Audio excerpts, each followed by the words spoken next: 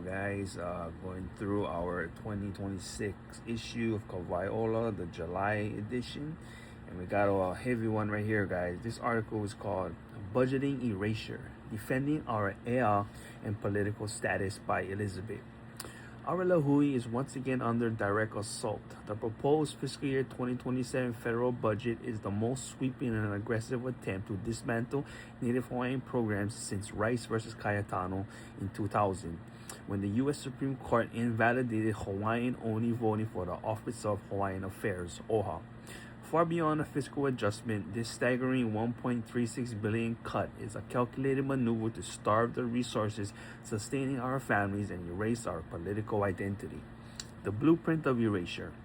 The roots of today's attacks lie with the missionary descendants who orchestrated the 1893 overthrow.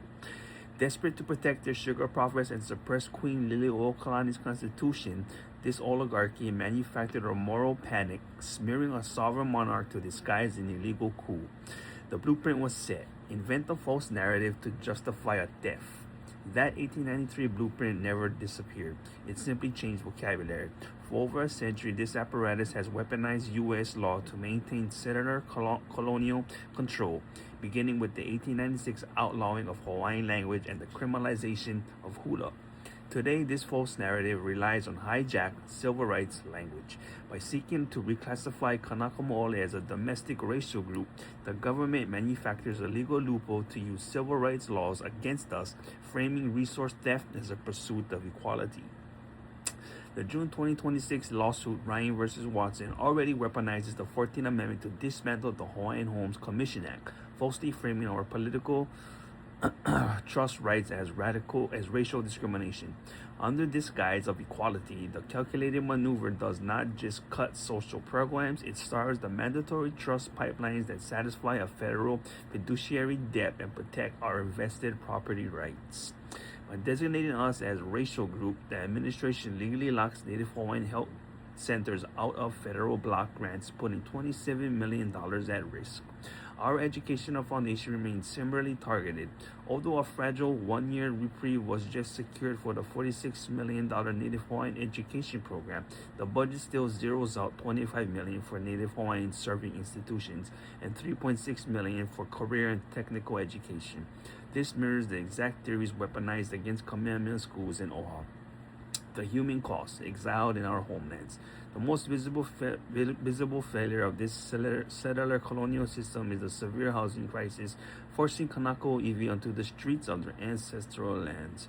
Instead of fulfilling its century-old Hawaiian Homes Commission Act obligation, where 29,000 languish, untold thousands have died waiting.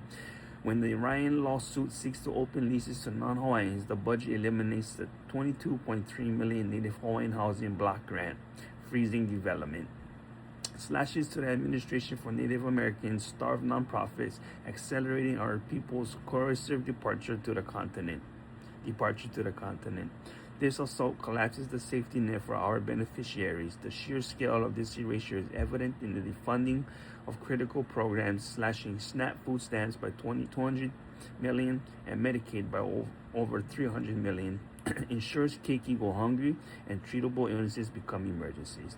Essential lifelines face total elimination, including civil legal aid, LI heap utilities, broadband, job corps, health screenings, and educational grants. Furthermore, an 82% cut to clean water funds costs working poor families $2,000 each. Most distressingly, a $150 million FEMA cut threatens Lahaina's rebuilding, leaving the island vulnerable to outside land grabs, while a 40% cut to the Office of Native Hawaiian Relations suffocates our capacity to self-advocate. Stay tuned for part 2.